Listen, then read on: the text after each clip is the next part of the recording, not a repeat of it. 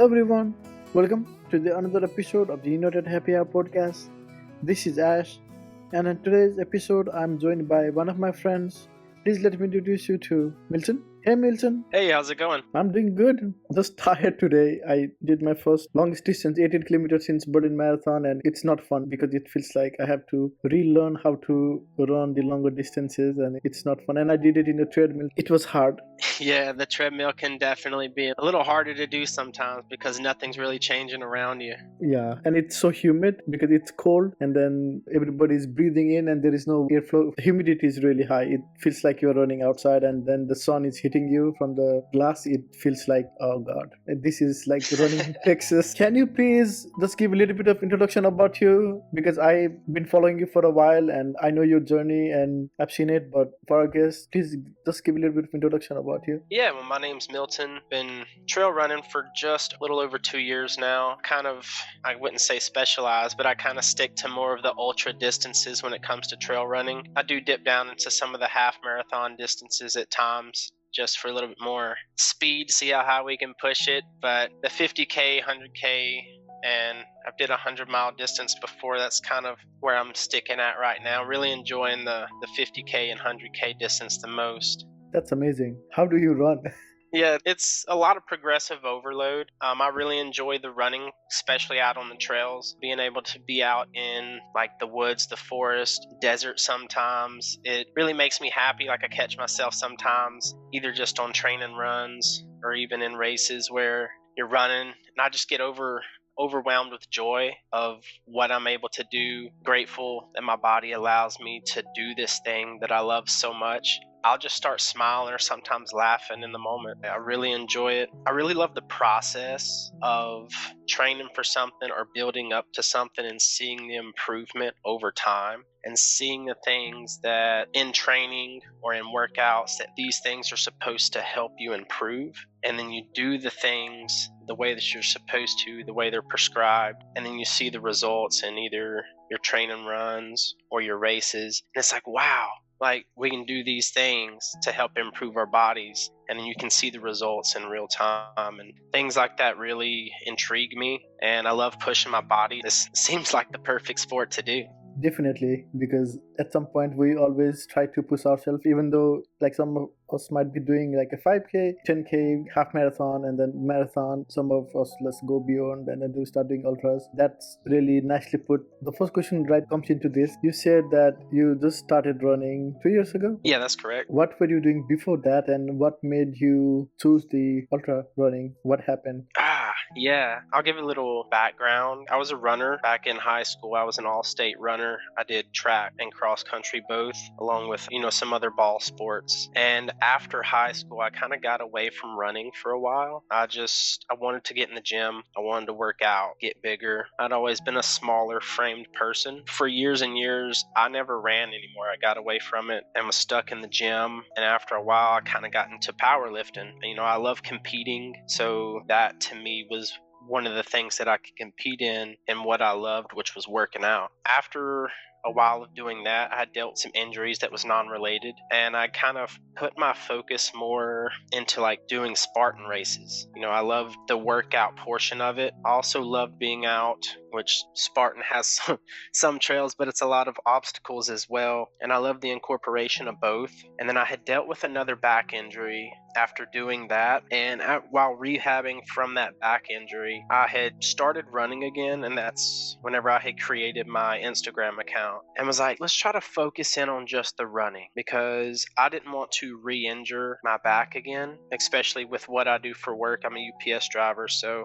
I'm dealing with a lot of lifting and lowering all day long anyways. So I said, I'm going to get away from the weights for a while, try to really focus on just the running and being out on the trails, because that was one of the parts of Spartan races that I really enjoyed, was being out in the woods, in nature, on the dirt. Those things brought me a lot of joy. So I had started running. It was probably like a mile or two a day whenever my physical therapist finally allowed me to start running again. She said, take it very, very easy. If there's any pain whatsoever anywhere, just start walking. So I was like, okay. And this was at the end of 2022. I started with a mile a day, and that was like every other day. And then I progressed to 2 miles, and seeing a bunch of information on Instagram, which I think sometimes we don't take advantage of it almost and overlook a lot of the available information that's on some of these social media sites and on people's pages, where you can get a lot of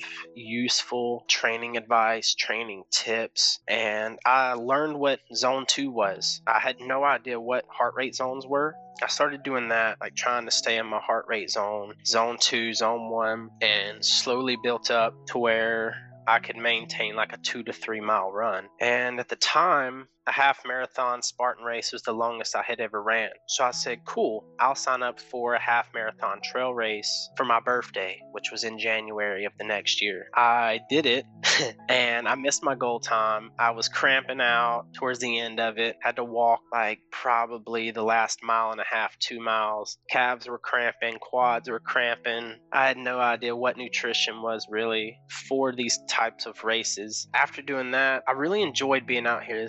It brought me a lot of happiness, more happiness than I had doing other things. And I said, I really want to progress in this. Let me stick with this. Let me keep looking for more information. What can I do to improve my running economy, improve my fitness? How can I keep from cramping? And this led me into like a deep dive of trying to learn as much about the sport as possible, of just trail running, because I thought anything over a half marathon was stupid. Who wants to run that long? It would be boring to run over a half marathon distance. Who can just sit there and run like that? It's not going to be fun. And one of my friends from my Instagram account was like, dude, you should run a 50K. And I was like, are you insane? Yeah. I can't run that far. Being tempted, I love a challenge. He tempted me, and I was like, all right, I'm going to pull the trigger here. I signed up for it and instantly was scared. I was like, I don't know how I'm going to do this. I went and found like a generalized pre-made 50K training plan off of like Google Docs or something. It was a Google image. I took a picture of it and I was like, I'll use this. I'll train for my first 50K. Went a few months, showed up, did my first 50K, and I placed third overall. It was it was a big surprise to me whenever I finished. They're like handing me a trophy and all this other stuff. I was like, whoa, wait, this is my first one. Are y'all sure? They was like, yeah, like awesome job. I still didn't know that much about the nutrition side. Obviously, my fitness wasn't spectacular, but I did it. I grinded through and it brought me a lot of joy. So that's kind of where my addiction to the ultra running distance started. Wow, that's incredible. You did powerlifting, from there you went to Spartan race, which is tough, mile a day to 2 mile a day, and then 50K. That's like incredible, like just hearing about it, and I'm just sitting here and I'm like, wow, kudos to you. Thank you. It's the things that scare you. That's probably the thing that we need to be doing. A lot of times that's where growth happens. I say seek out those things, find the things that challenge you the most and sign up for them, because if you don't sign up for them, you'll just kind of sit around waiting. Yeah, whenever I'm ready, I'll sign up. It's like sign up for it and then get ready for it because it's coming. Your words are pushing me to sign up for something. That's awesome. I love to hear it. Let's see by the end of this podcast if something happens. Okay, so you also said that you are a single dad, you also work, and also you are also parenting. So how do you balance all of it? Because I know like there are a lot of single dads out there who are probably struggling with doing everything and balancing. That's a question I often ask myself. It's a delicate balance. You want to spend time, for me it's with my son, so I want to spend as much time with him as I possibly can, while also meeting the time needed that I need for training. And it's never a constant. There's always things that need to be adapted to, which is great because adaptability is a key skill set to have for parenting, for training, for ultras, for life itself. Things can always pop up in our lives, and we can't just be so set to something that we let it derail what our plans were. We have to adapt and overcome, kind of switch things around. A lot of times I'm trying to get my training in while my son is either asleep. So that maybe in the mornings I wake up super early, or at night sometimes I have to stay up later just to get either some of my workouts in or some of my runs. The work part kind of helps with the training itself. I'm a UPS driver, so we do a lot of walking. That helps add some of that base time on feet to my days. Another thing that helps is having a coach. We talk about, like, I want to spend as much time with my son that I can, so having a coach helps free up some of that time that I would need to either plan out my training plans, think of where I'm going to be training, how long I'm going to be training, and it takes a lot of the guesswork out of it and frees up some of my time so that I can apply it to my life to enjoy it as well as enjoy the training that I do. And having my son, sometimes he'll join me on some of my runs, so it kind of works out perfectly. I mean, he's only 8, so he's not running 20 miles with me or anything, but we'll go out to the trails sometimes if I have like an easy recovery day or just some easy miles, and he'll do 3 or 4 miles with me on the trails, and then I may finish up on the treadmill or something at the house, or sometimes he'll hop on his bike, his scooter, and he'll just ride that along with me as I do my whole run. And that way we can still have that bonding time. He gets to see me doing the thing that I love and hopefully wants to do it one day himself. Yeah. He's already doing 3-4 miles. That's a lot for kids of. He says, like you said, he's 7 and 8. He's already into it. I signed him up for his first 5K this past October, and he finished in 38 minutes and 59 seconds. At 8 years old, I say that's not too bad.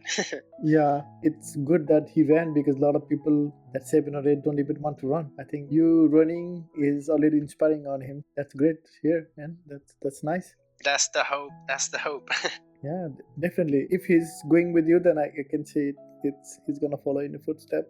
You said you did a 100-miler. That even sounds sillier for me saying it, because that's a lot. For the rest of the world, it's 160 kilometers. What was the unexpected thing that you learned about yourself after finishing that 100-miler?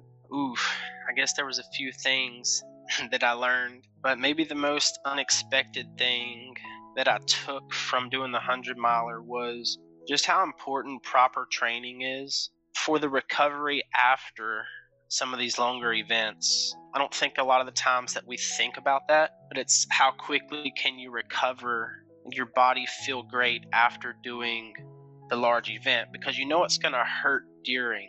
And for me, the hurt after the race is always worse than during. So it's kind of like that caveat of, like, you hurt really bad during the race, but you don't want the race to end because you're going to hurt worse. The unexpected thing was how fast I recovered after the 100-miler compared to some of my other races, just because of the training that I was doing. I was putting in a whole lot more volume than I had in the past, more strength training, getting my body more prepared. And it's just, over time, our bodies adapt. Human body's amazing in what it can do to adapt to the stressors that you put on it. Like I said, that was almost 2 years into my trail running journey, I guess you could call it, that I decided to do the 100-miler. And so that was 2 years of progressive overload, adding in more and more volume, and the recovery time was very quick physically, but also mentally. The long endurance events can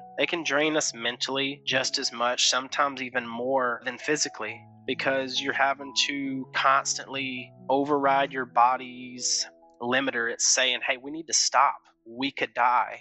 Yeah. We hurt really bad. Like, let's stop moving. And you have to override that constantly. You have to keep pushing yourself with your mind because your body just wants to stop. So that can drain you mentally and leave you sometimes not wanting to run for a little while. Like after my first 100K, I didn't want to run for a bit. I was like, I don't know if I like doing this long distance running stuff. Like, I was drained mentally for a few weeks before everything kicked back mentally of like, hey, like, remember we like to run? But after the 100-miler, it was like 2 or 3 days. My mind was there, like, ready to rock and roll, ready to train. And the body was not too long after that. I think 5 days after, I was starting to get in some, like, easy recovery runs again. And no injury after this one.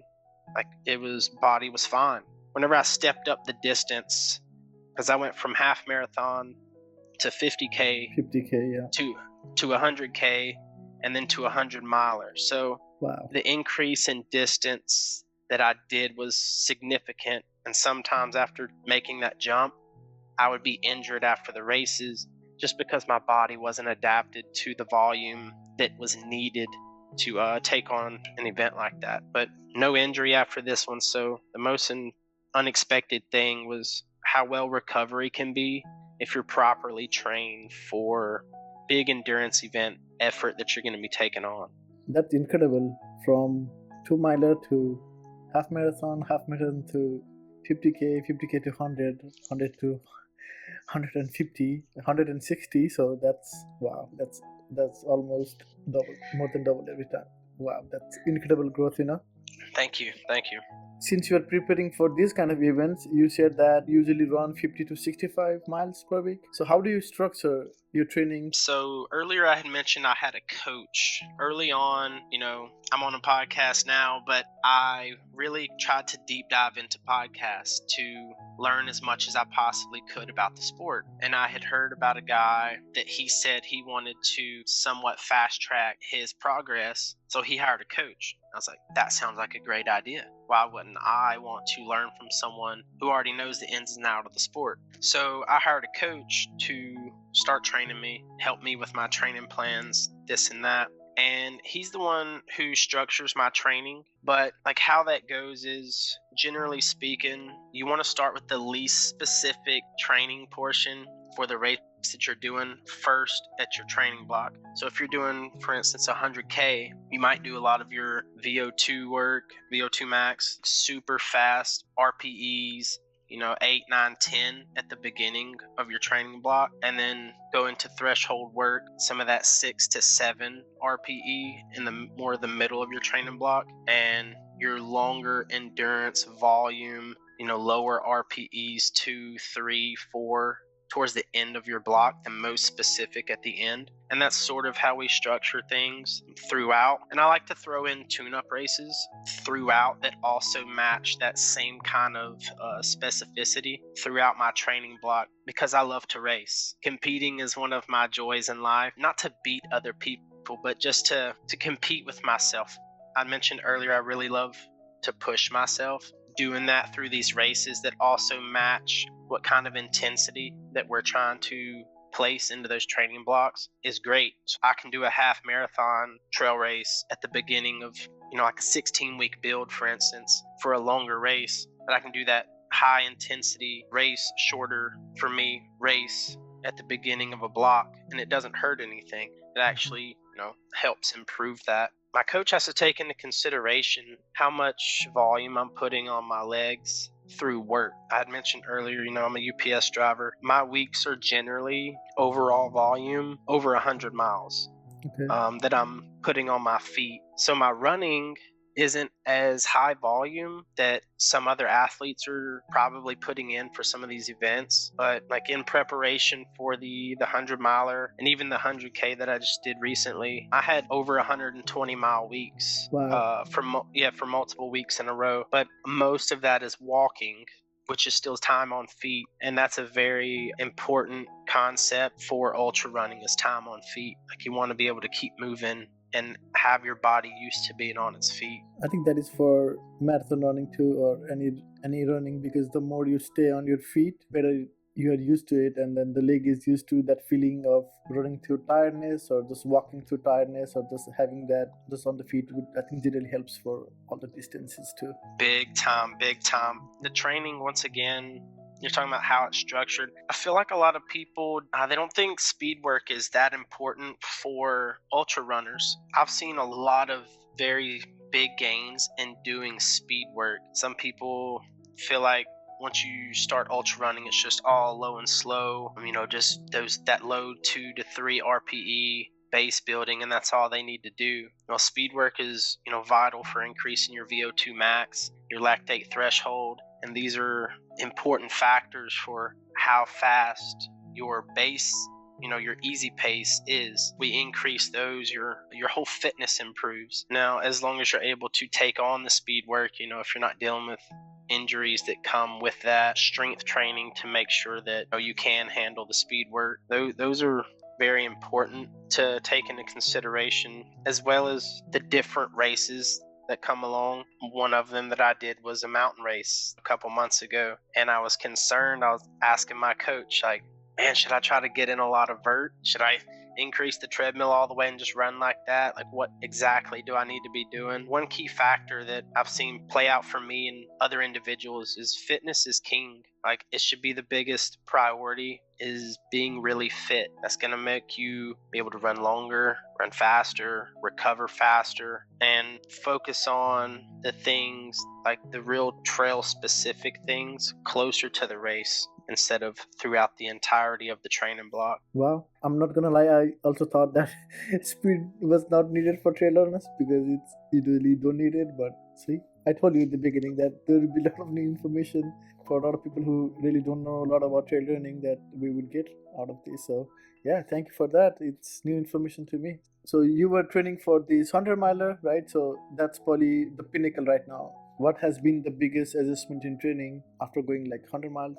Now we're going to the lesser distance. Two of the biggest things that really come to mind are volume and strength. I had talked about earlier, my volume had really picked up before the 100-mile race. It was higher than I had ever comfortably did for weeks of training. And now my volume for just like my normal weeks are what they were for my 100-mile peak training. I'm comfortably able to maintain that volume that was the highest ever for whenever I was doing the 100-miler. And now it's just a normal week for me, as well as the strength training. And the strength training really helps your body be able to take the load of more volume, helps you become more durable, helps with injury prevention. I don't go to the gym. I don't load my back with weight like I used to. I had previously mentioned I had 2 back injuries, so I don't load my back, but there's a lot of things that you can do with your body and even smaller weights that can really trigger a stressor on your muscles and give you some of those trail running stimulus that you would experience out on the course or out on the trails, and really help your body adapt to those. That's the 2 adjustments that I can really say is the volume and the strength, and those have really played a big role into my current fitness. You are doing this incredible amount of distances, like 50K, and for people who are not doing long distance, 50K is a lot. During this type of distances, how do you approach to your fueling and hydration? And has there been any instances where something has worked and like where something has not worked? Yes, my number one non-negotiable for doing any endurance event, any long training run, is Scratch Labs hydration. I use their hydration mix and have recently been incorporating their high carb mix into my fueling strategy. For my first 50K, I'd seen a lot of people using Tailwind for their hydration mix, and I had tried that with not good results. It kind of, left this weird feeling in my mouth, made my stomach a little upset. And after my first ultra, I was like, I'm not sure what to try. I had found Scratch Labs, started using their products, and it's been phenomenal for me. And that's not to say anything negative about Tailwind. It's just that different products work different for different people. My advice is to try different things in your training and see how it holds up over your long runs, because sometimes things can work great for 30 minutes, an hour, sometimes even 2 hours. Once you get deeper in and your digestive, your GI tract starts to really have to work to digest some of this stuff, or you get hotter and your gut is having to work with your body. It's like sometimes then, like deeper into some of these longer events, that's when you can start to experience the stomach issues. If your gut can handle it earlier on and it's just getting you by and you don't notice it later in the race, you'll definitely realize it. So testing some of these products over the course of some of your longer runs can really help you test your fuel and see what's going to work for you and what's not. And for me, that was Scratch Labs. I've been using their products for majority of my ultra running career. That, as well as for me, some people can't handle like real foods, but I like to mix in real food if I'm doing anything over the 50K distance. Okay. So I'll boil potatoes, take them out, salt them, throw them in a Ziploc bag, and just have salted boiled potatoes. That helps you get some of your electrolytes in with the salt. The potatoes is going to be more of a complex carb that's going to break down a little bit more slowly than some of like your gels that have simple carbs and just more immediate use energy out of them. So mixing in either the gels, scratch labs with the potatoes for some of these longer events kind of gives me a more sustained energy throughout the course of, for instance, the hour, because I try to target around 90 to 100 grams of carbs per hour. If I'm doing, again, anything over the 50K distance, that's my target to keep me going, and that's really worked for me in my training when I've tested it. That makes sense because compared to gels, the potatoes takes longer to process too, so it will slowly distribute. Do you take the regular potatoes or the sweet potatoes, because that also like burns a little bit slower? Yeah, I love sweet potatoes for just general nutrition, but during my races, I'll take like the petite gold potatoes, the little ones, and I'll cut them up, and that's what I'll use during the races. Yeah, I do agree what you said about each of us has own metabolism, and I think something works for you that might not work for me. That has been with a lot of the gels that are out there, because I used everything, but the only thing that I found working for me was the cyst gels. That is the only gel, after consuming it, I immediately feel that it's working. But other than that, nothing has worked for me too. Yeah, well, that's great. That's what I try to tell a lot of people. Cycle through stuff, see what works for you, what you like, what doesn't work for you, and that's how you really figure out your race strategy, is doing that. And also another very interesting thing to know when you are training for a specific trail run, right? So the elevation might be different, the terrains might be different. Do you try to go and replicate the terrains that you're gonna be running, or you just make use of what you have? Yeah, I try to make use of what I have. I definitely have to adapt most of the time because, for instance, I went and did the Run Levitt 100K, which is a mountain race in Arkansas, and obviously I don't have any mountains down here in South Louisiana, so I had to adapt. So a lot of my strength training, I would do some incline up on the treadmill at times, and one of the key workouts that I do, my coach kind of gives me, is called mountain legs, and it involves a lot of like reverse lunges as well as step ups that really gives you that same stimulus that you would get while doing an incline, like going up a big hill, a mountain, or something of that sort. So that's one of the big, I guess, terrain adaptations that I have to do for where I live, because most of the other places I go, I race a lot in Texas, and they have like some rockier, hillier terrain than what we have over here. Most of my training has to be adapted, but factor is fitness. Like if you're fit, you can do a lot of the hillier stuff, a lot of the different terrains, and your body's going to recover quicker after doing the hill, even though you're not running up it like a billy goat. I know what you mean though, because I was in Florida. I lived in Florida for 3-4 years, and there is no hill in Florida too. So No. if you try to go and race outside Florida, then you probably need to be adapted to the hills, and they don't really have hills. So I can understand your pain, where if there is no hills, then it's really hard to train for like a specific event or something like that. Big time.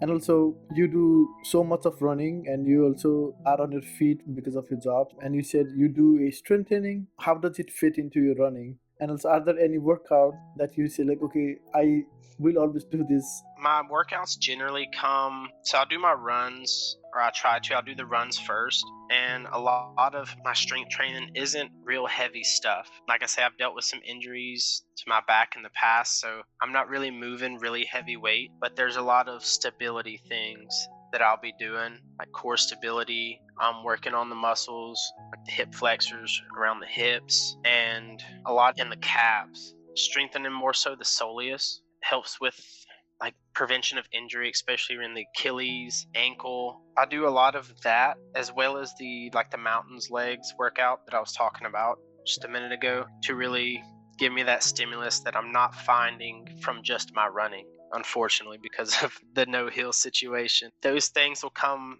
sometimes directly after my workout, depending on how it's laid out in the training plan, or sometimes just at some point afterwards. So if I do my run in the morning, a lot of times I'll go to work and quote unquote active recovery all day by doing a lot of walking. And then I'll come home that evening, do my strength training. and it's not a whole lot. It's not like I'm strength training for an hour. Sometimes it takes just 10 minutes. Sometimes it takes 30 minutes. But if you can just block out a 10-minute window of your evening, your morning, your day to get in some sort of strength training, that it's really going to pay off in the long run for your body, for your injury prevention, for your strength to move your legs faster, or to propel you further into some of these races, because durability is a big thing when it comes to the ultra running scene. And also, like you said, when you were jumping from like distances, because it's so big, right? So from 50 to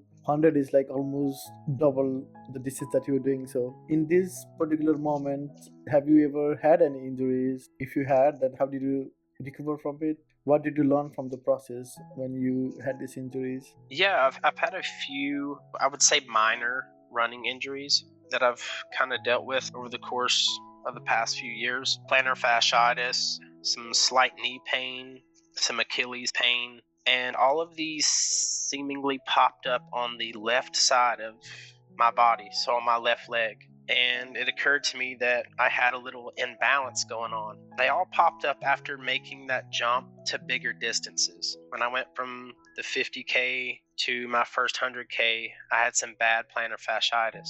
My body just wasn't adapted to that yet. And I have a really good working relationship with my physical therapist. She gave me some things to try to do, some like little rehab stuff to strengthen the muscles around my ankle, my soleus, and the plantar fascia. I did all of those, fixed that. Then the next 100K that I did, I was having some knee pain after, and I thought it was probably just from the increase in like vertical ascent and descent. So I did some few things for that, which in hindsight, I wish I would have known it was probably because my glutes were just a little bit weaker, and weaker glutes tends to work its way down the chain to lead in like a slight collapse of your knee if you have weaker glutes whenever your body starts to get worn down. And with that slight collapse of the knee on each stride sometimes can lead to knee pain or other pains or injuries down the chain. So I've worked on that as well. And before the 100-miler, I was a little scared because I was dealing with some Achilles pain that had been going on for about 2.5 months. Yes. And this was, it was very bothersome because I couldn't do any speed work. I couldn't run anything over an easy pace without there being some sort of pain. So a lot of, like I said, calf work, ankle mobility, ankle strength went into kind of fixing that injury. And I want to say for like the recovery side of things, it was critical to do as much pain-free movement as possible. I really try to tell people that with injuries. I'm not a doctor or anything, but these are just things that have worked for me and I've seen work for other people, is to do as much pain-free movement as possible. Some people, they'll get injured and they just want to sit up or rest up. Like you're not doing as much good for yourself as you could if you stayed moving, as long as the movement is pain-free. So I have to go to work. So if I get injured, like I'm still having to go to work and do my thing, but it's feeling your body, knowing your body, and working. For instance, mine was my Achilles. I could walk, I could move, I could do anything pain-free. I just couldn't run fast. So like it didn't limit me. I didn't need to like rest up rapid or anything of that sort, but just to really focus in on what causes the pain and then make sure that you're not doing that while it recovers, while it fixes itself. Yeah, so strength training, that's like we just talked about, super important for injury prevention, for rehabbing some of these injuries. The more strength training that I did, the less I have been getting injured, and the less time it takes to recover from injury. Well, you were talking about all of this, like how your leg only hurts. I had the same issue. So all the marathons, all the issues that I have, like throughout running thing, it's been on the left leg. So I had the stress fracture and I have ITB, and also like during the Berlin Marathon, I had my quad issues on that leg. So you talked about imbalance. So how did you fix it?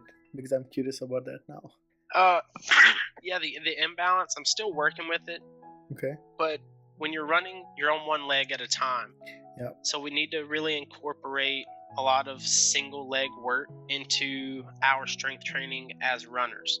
So whenever I'm doing those, I notice my left leg is a bit weaker sometimes, like on the upper side. My lower left leg is stronger for some reason, but it also I have less balance when I'm on just my left leg.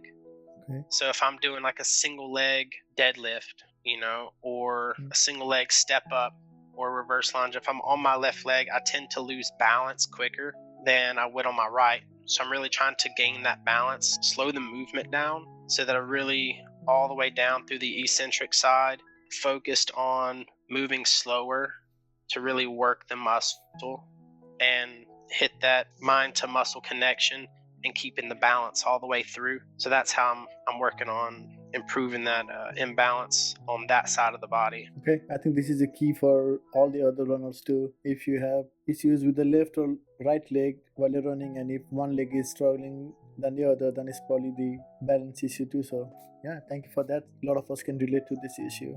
You said you recently did 50K and 100K, and then you PR'd them. What were the changes that helped you to get this PR? It might sound a little boring, but it's really just consistency.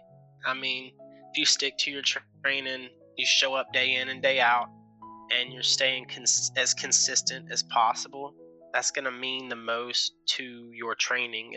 It's not the one big speed workout a week. It's not just your long run on the weekend. It's all of it encapsulated into one. So making sure that you're staying consistent, you're not taking 1 or 2 weeks off and then you're good for 2 weeks, and you're taking 5 days off. That inconsistence is going to lead in not as much uphill as it's going to be. You're probably just going to be maintaining doing that. So really staying consistent has really helped me break through those. I was saying that 50 to 65 miles a week at one point last year was me really pushing it into peak weeks for bigger races. Now I'm doing 60, 55, 60 miles a week, and it feels normal. Like I feel like I could push up another 10, 12, 15 miles in a week. And maybe that's where I'm pushing into that borderline of like, how long can I maintain this? Because it's a high volume for me. I would say consistency was really the bigger part of that, because there's no shortcut. There's no sexy secret training tip that you do this one thing and it's going to boost you over everybody else or anything like that. Just really staying consistent, hitting your workouts, easy runs easy, hard runs hard, hitting some strength training in there, and really nailing in those things. I've seen a big change in my fitness by doing that. I agree. There is no shortcuts. We have to run and put the work to see the results. 100%. You're looking forward to this race in 2026, Georgia Death Race. That sounds dangerous by name itself. So when you heard about this race, what was the thing that excited you the most? What excites me the most, and it scares me the most as well, is the unknown. I believe the Georgia Death Race has 16,000 feet of climbing and 16,000 feet of descent. So that's a lot coming from someone who doesn't have the ability to run that much vert. And that's one thing that really drew me into doing the Run Love It 100K. It's labeled as a mountain race and had a little under 10,000 feet of climbing. So that was really scary to me. I was like, it's the unknown. It's a challenge. Let's go do it. Let's see what we can do. That's one thing about the Georgia Death Race that excites me. Another is it's labeled as a pretty hard course. Like from the way that the race directors talk about it, the way some of the other people talk about it, has this allure of being this really hard course, and like, don't come if you're not ready. So it's like, I'm going to be ready. I'm going to get ready, and I'm going to be ready, and I'm going to come take on the challenge. The race, the people that put on the race, Run Bum races, I also hear a lot of really good things about their races, how well put on they are, how great the staff is and whatnot. So really enjoy races where that's one of the good quality things that you hear about the race, is how well they're put on, the volunteers, the staff, and all that. Love that. and the trail community normally delivers on that. Like, pretty great people everywhere you go. So those are some of the bigger things that I'm looking forward to in that race. Yeah, as you were talking about it, and you were just like dangerous race, and I was like, yeah, that sounds like 16,000 feet is not a joke. So it's upward and downward, and it sounds dangerous. Yeah, and I was like nodding my head. I was like, yes, that sounds right. That sounds up pretty much like what they were saying. So, wow. Yep, and I think it's around 74-ish miles. It'd be, probably a little over 74 miles. That was my next question, was how long is the distance? Yeah, that sounds for me too. Fun. Just hearing,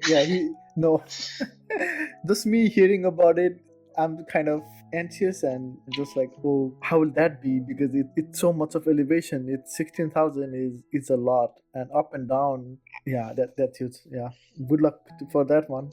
Thank you.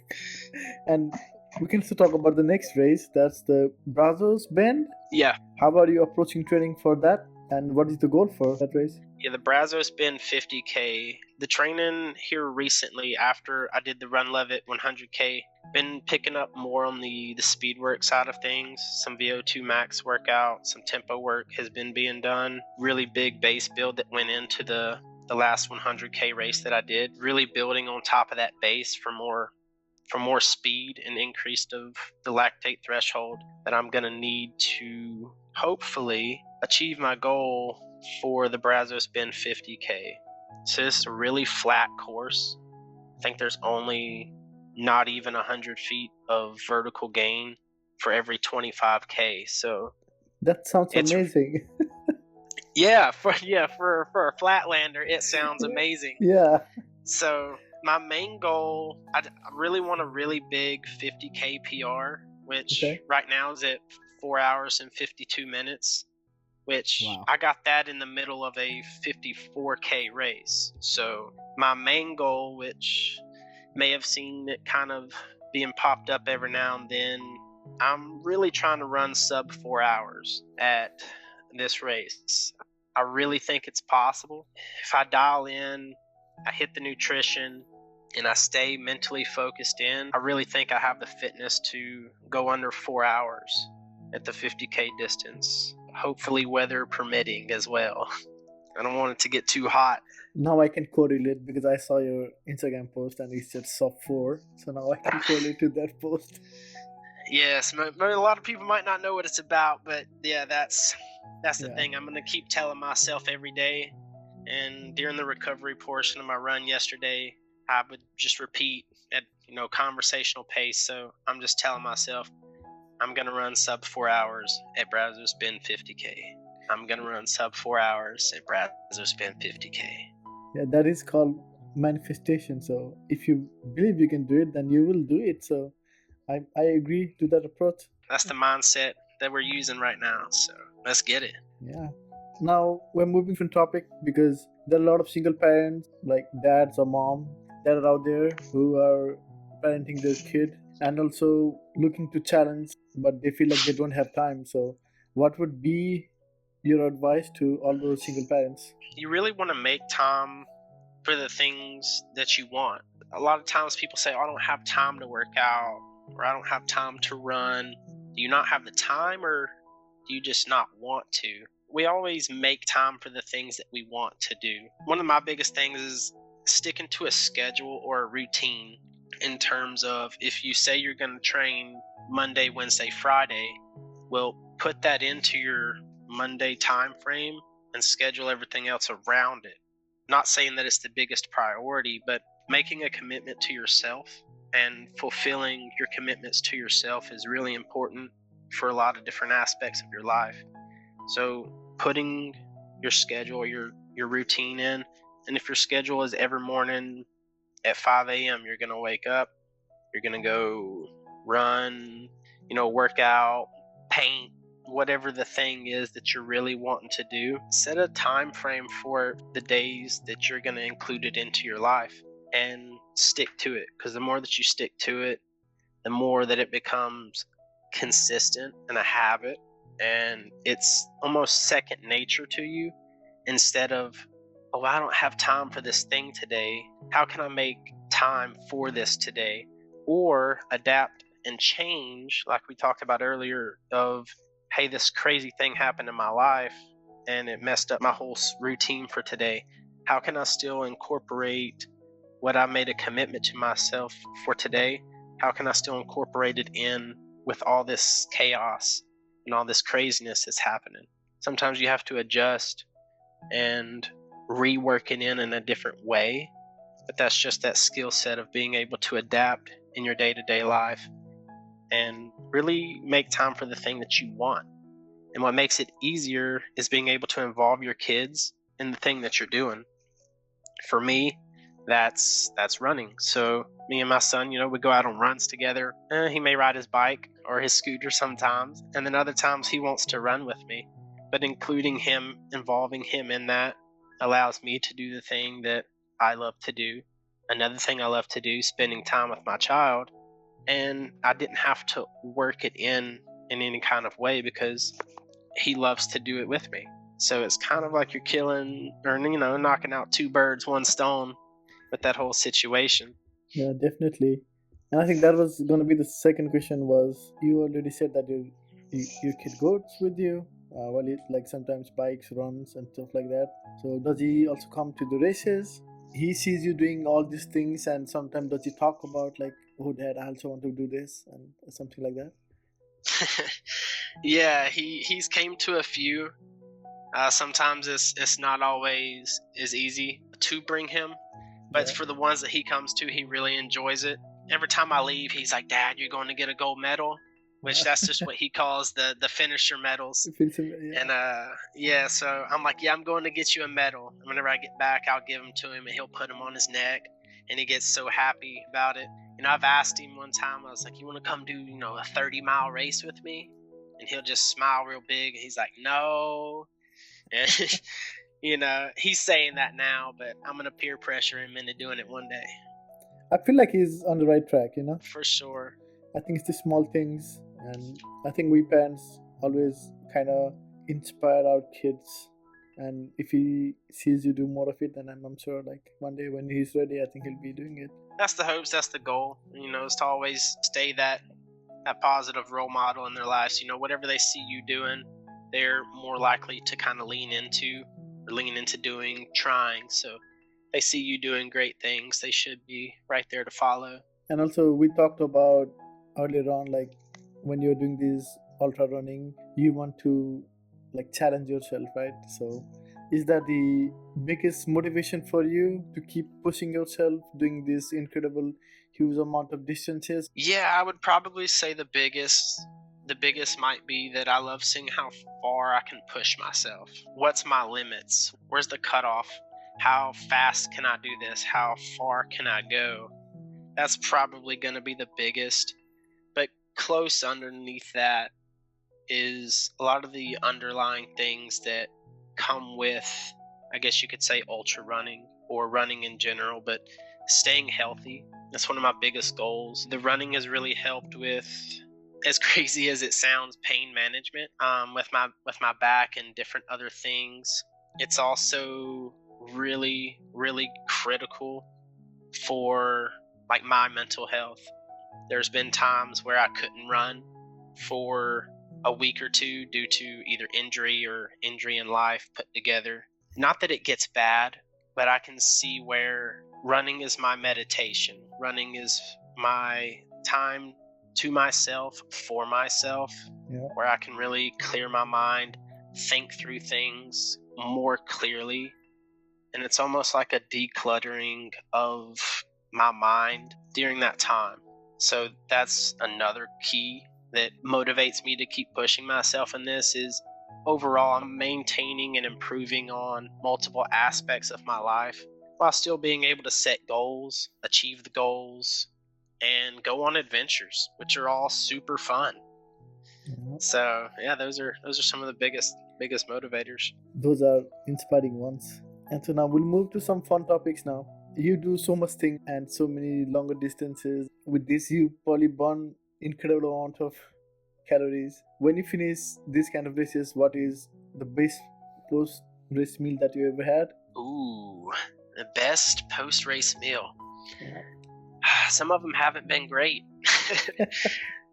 I would say probably not the best in terms of recovery, but like a really good pizza or burger with a nice craft beer and your friends hanging around. That's probably going to be the best that I've ever had.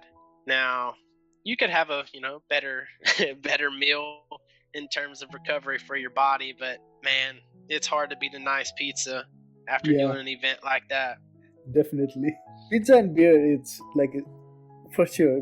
Like you deserve it because you just been doing this run for so many hours. I think that's it doesn't get wrong with pizza and burger Yep, even. you can't go wrong with it.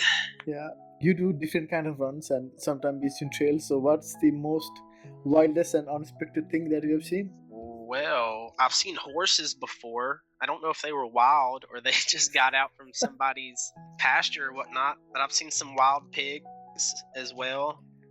And during one of the races, it was probably like midnight, and I was leaving out from an aid station, and I stopped, and I was like, whoa, whoa, whoa, whoa. And the volunteers are like, yeah, you're going the right way. I said, yeah, but I'm not stepping over that. And it was, I think, like a 3.5-foot diamondback rattlesnake. What? Yeah. Okay. So they had to get out there. He was in the middle of the trail, like stretched across it, and started flicking his little rattler. And I was like, yeah, I'm Yeah. not going that way. Nope. Yeah. So they had to come out there and move it with some sticks, and it finally went off in the woods. So probably the most unexpected was the rattlesnake. It's in the middle of the night. You're running with your headlamp and sticks and shadows and stuff just all kind of merged together, and then you see this thing. You're like, yeah, definitely that's not a stick. No, no. God, I don't know how would I have like finished the race because I don't like snakes. That would have just killed the vibe for me. Yeah, that would have derailed you right there. Yeah. And those are nasty ones because they'll bite. They're not scared. So because some snakes they are scared of humans and they go away, but they're the ones that would just bite you. Yeah, and you finished it, right? So no more snakes after that. Were you worried there might be a snake or no? Yeah, because from that aid station, I think it was like 5 or 6 miles to the finish. I had seen that one. I was like, well, there's definitely gonna be more. More, yeah. So, like, my vision went from looking far up ahead and more so to like right at my feet, because I was not wanting to step on one of those out in the woods and no one's around. Yeah. Oh God, not a nice feeling. No, not at all. Let's say right now I'm saying, hey Milton, just pick one ultra race in the world. Which one would you pick and why? That's a tough one. That's really tough because there's so many races. There's so many great races, so many beautiful views. The one that I would probably say, if I could do any of them in the world, Yeah. I would have to pick the Cocodona 250. For that reason, if I did sign up for that, I would have to have the utmost confidence in my fitness at the time, which would mean I would be really fit. The views, I've been wanting to do an Arizona race for a while. It's just the accessibility is a little bit far for me. So Yeah. the views out there are just so beautiful from the pictures and what I hear other people talk about. The ability to say you've done a 250-mile race. That's probably got to be the lowest amount of people on earth for physical feats in running. You can say, I've did a 250-mile race. So that would be really, really super cool to have the ability to go through that as well mentally. I feel like if you can do a 250-mile race, what can you not deal with mentally in life? Like, it's going to be so easy after compared to that. Definitely. I do agree. Like Arizona is beautiful, and I also heard because I lived in Phoenix for a year and a half, so I do agree with. Oh, nice. Yeah, those desert like races that they have, those are really incredible. Wow, now you moved from 100 to 250, so. Yeah, we don't know when that's gonna be. I've been eyeballing some 200-mile races, but that's probably not gonna be for a few more years. I think you're gonna nail it when you do it because you seem to have that mindset, which is very grounded, and you put in a lot of work. So I think that's the key to success for any run and any kind of event. So I appreciate that. Yeah, and also I think the final question would be like there might be somebody listening to it who might want to get into ultra running. So if you had to give one advice, what would that be? I think the best advice would be to show up for yourself, and that might somewhat tie into consistency, but showing up for yourself every day. That doesn't mean training. It could mean recovery. It could mean, doing something that you enjoy that day, but showing up for yourself, eating, training, making sure that you're sticking to your plan, the consistency in your workouts, doing the thing that you said you're going to do, showing up for yourself day in and day out is going to be, to me, the best tip for any aspiring ultra runner is showing up for yourself in every way that you can every day. Oh, that is nice what you said. Because at the end of the day, it's just about you. And if you are willing to take that step, I'm gonna look for some ultra races now. So I I don't know love to hear when. it. Yeah, I don't know when, but I'm gonna right after it. I'm gonna go and see if there is anything around here in Europe. So you have inspired me to do this because the way you talked about things and the way you have challenged yourself through difficult things, and I think I'm gonna try to do that too. So I love to hear it. Yeah, inspiring others, it's great, and I love to see it and I love to hear it. So even if it's just one or two people, hey, if it changes your life, I'm so glad I could be a key factor into that.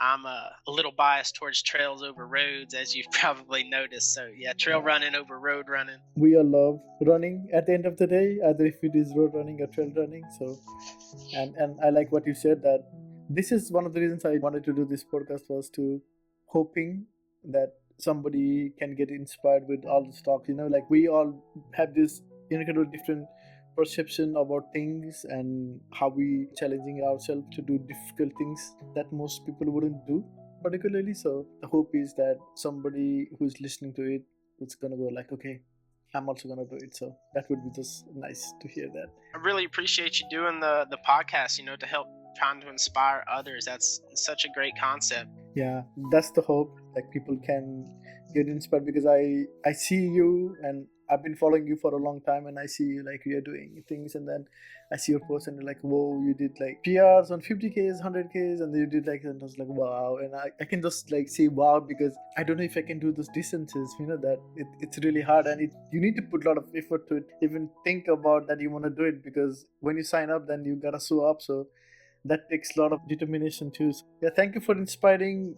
I know I'm probably one of so many other people that you're inspiring with your runs and everything. I really appreciate you taking your time and talking to me here. And then I hope when this podcast goes out, people can listen to it and then get more inspired and try to get into ultra running. Yeah, for sure. And it was an honor being a guest on your podcast, man. Honor is mine. Thank you so much for your time, and hopefully we'll see you again after another race. We should do this again.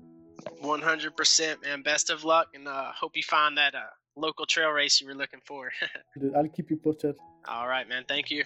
Thank you for making it to the end of the podcast. I hope you really enjoy this conversation. I'll see you again next time with another guest. Until then, happy running.